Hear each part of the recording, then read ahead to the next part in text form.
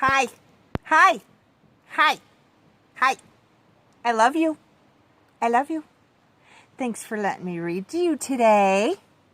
I'm going to read to you Daniel and the Lions. Do you know this story?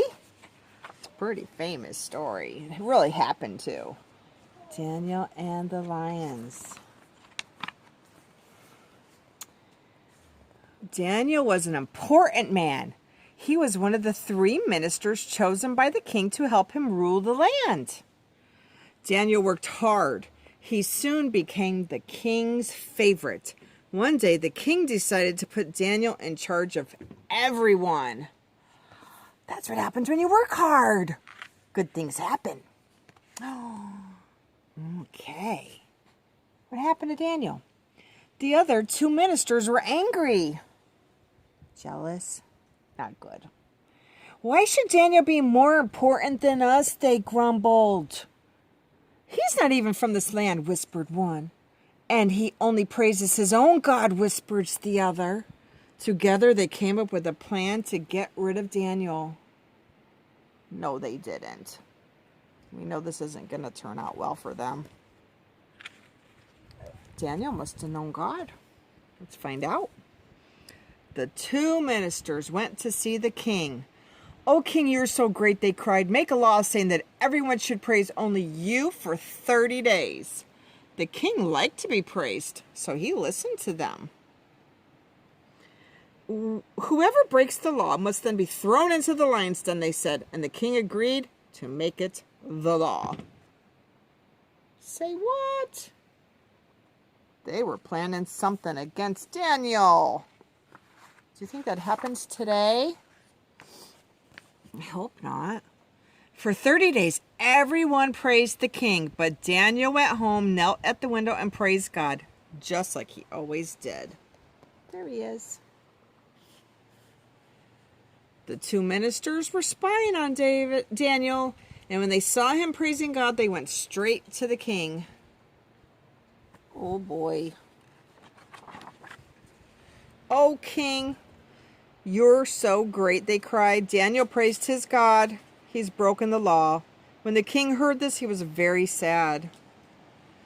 "Whoever breaks the law must then be thrown into the lion's den," they said. "The law is the law," sighed the king. He didn't want to put Daniel there. I think Daniel was a friend of his, and he knew. Daniel was a good man. Daniel was taken to the deep, dark den. Inside, the lions prowled and growled. Daniel was lowered down into the den. Grrr, the lion sniffed and snarled. Oh, no. The king looked down into the den. There he is. "I hope your God takes care of you, Daniel," he called sadly. What happened? Did Daniel's God take care of him? A big rock was rolled over the den so that there was no escape. Daniel sat in the gloomy den. The lions circled around him. Then an angel appeared and the lions settled down. Awesome! An angel appeared and the lions settled down. They didn't attack. The king went back to his palace. He couldn't eat, he couldn't work, he couldn't sleep. All night long he tossed and turned in his bed. He did not like that he put Daniel there at all, did he? The next morning, as soon as the sun came up, the king hurried to the lion's den. He gave orders, "Roll back the stone." "Daniel," he called, "has God saved you from the lions?" "Oh, king, you are great," called Daniel. "God sent an angel to tame the lions. I am safe." Woohoo! God saved Daniel from the lions. The king was so happy. That's my God. Is he your God? Of course he is. The king was so happy as Daniel was lifted from the den. There wasn't a mark on him.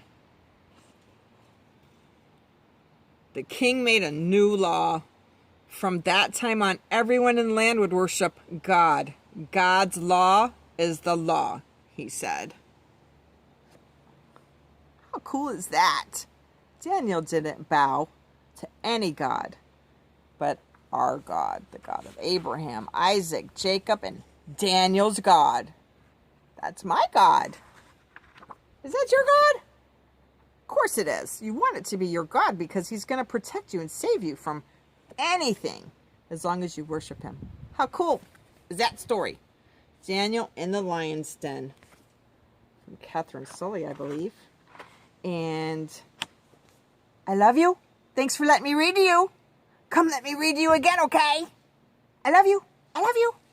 Bye.